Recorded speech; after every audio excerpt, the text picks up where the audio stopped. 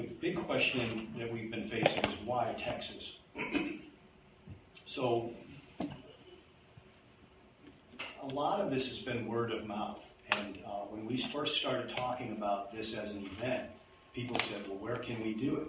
And there's a whole lot of, I know a guy, and I know some people, and there was a lot of folks that were in and around Texas. And that's what led us here, was that we felt that there was going to be a huge amount of patriotic support for what we were trying to do.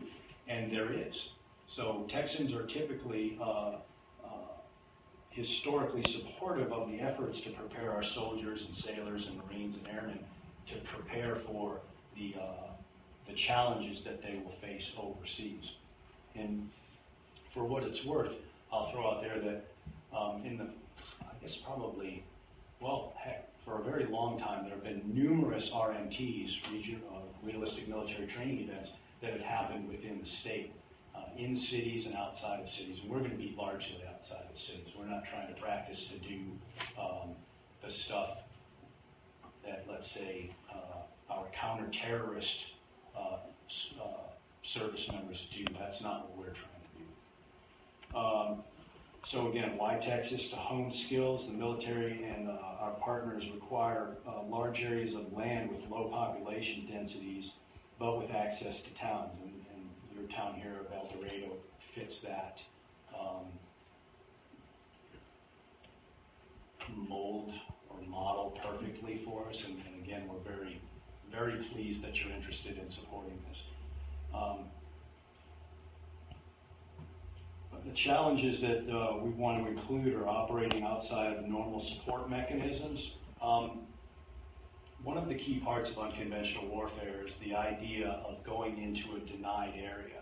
So anybody that would have been caught helping the French resistance, they're operating in an area that would be denied to the rest of the U.S. military. So prior to D-Day, there was no way to support these people other than with airdrops or equipment that was pre-positioned by other members of the resistance movement and had to be very secretive. So what we've got to do is figure out or refigure out how those unconventional support mechanisms work, and that's what we're trying to do here. But again, it's the idea that they've got to relearn how to work in a denied area where for the past 14 years now, if somebody wanted something at a fire base, now I've worked out in a fire base in the Helmand province back even before there was a big push in 2010. So but I could call up and say,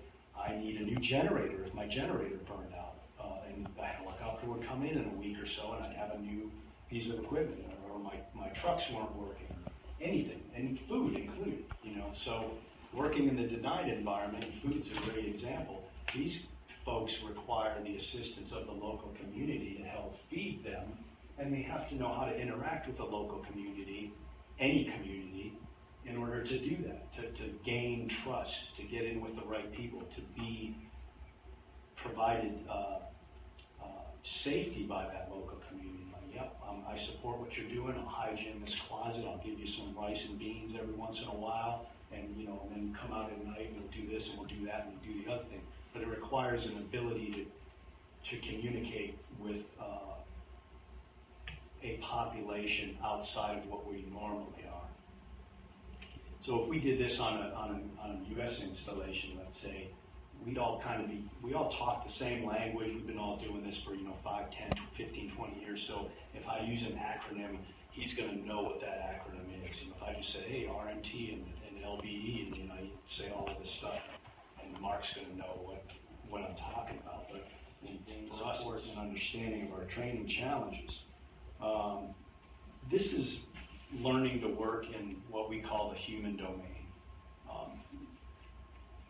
I had a discussion with a professor one time, and I said, well, boiled down to the basic level of things, warfare is a human event.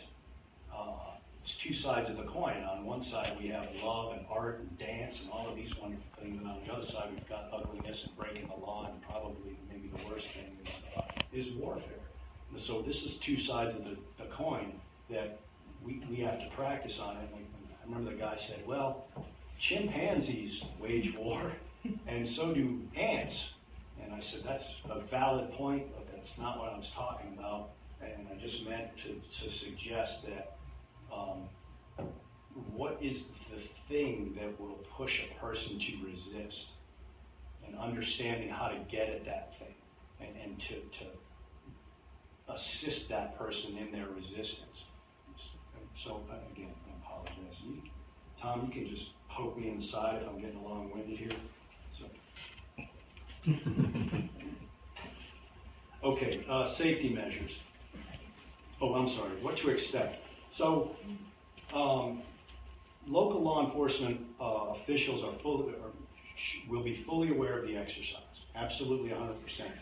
The local footprint, meaning the number of people that we would like to bring into your community, will number about 60 to 65 people.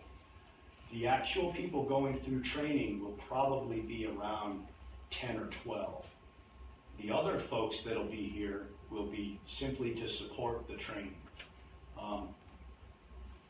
The folks that will assist in the training are going to be local community members who, our guys, when I say our guys in the training, the guys who are receiving the training will have to come in and meet with, let's say, the local mayor and say, hey, sir, we'd like to do this, we'd like to do that, and we have a common enemy, a fictional common enemy in our scenario, and we'll work with those relationships and those activities of those meetings, etc.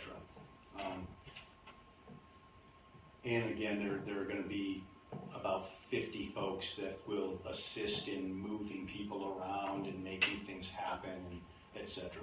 So one of the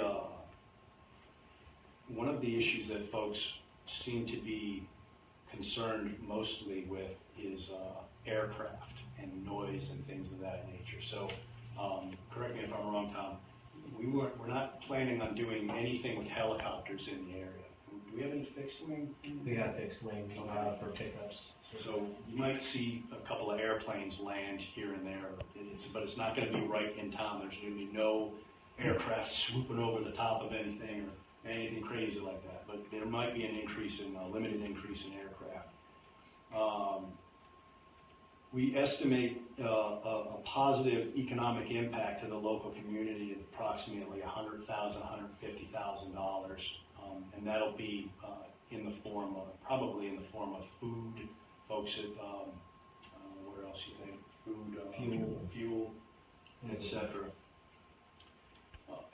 Military activities, again, what to expect. Military activities designed to prepare our special operations soldiers for what they'll see overseas. And for us, it's going to be more about interaction with role players that we have asked to help us. And we'll bring some role players in, and we'll ask people within the community to function as those role players as well.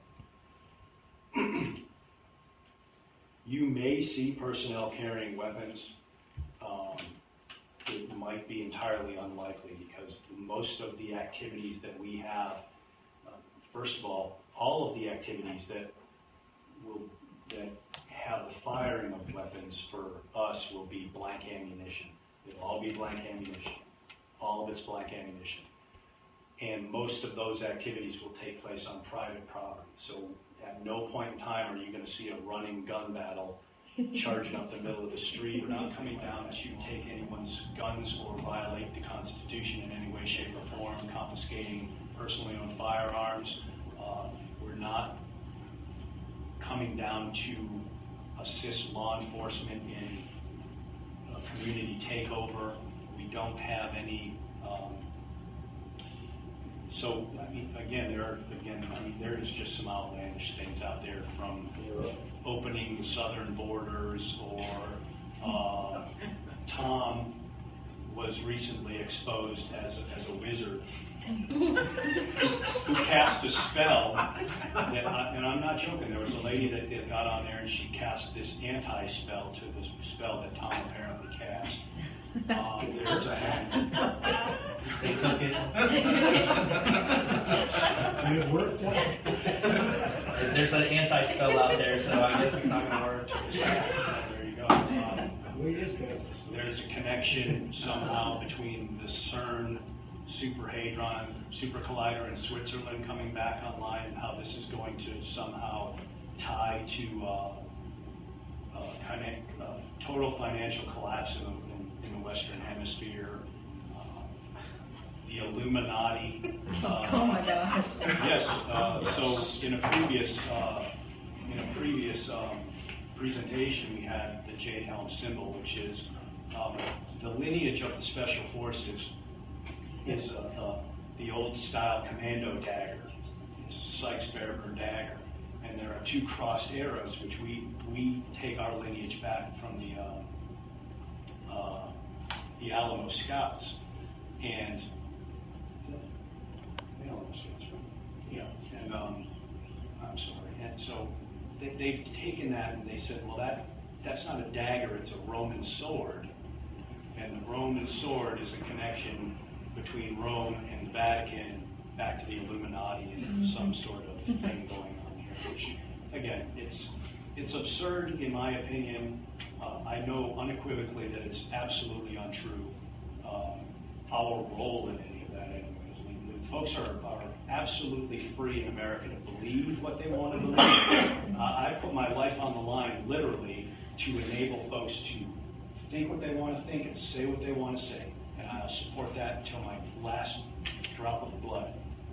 But I will say that Jade Helm has nothing to do with that. So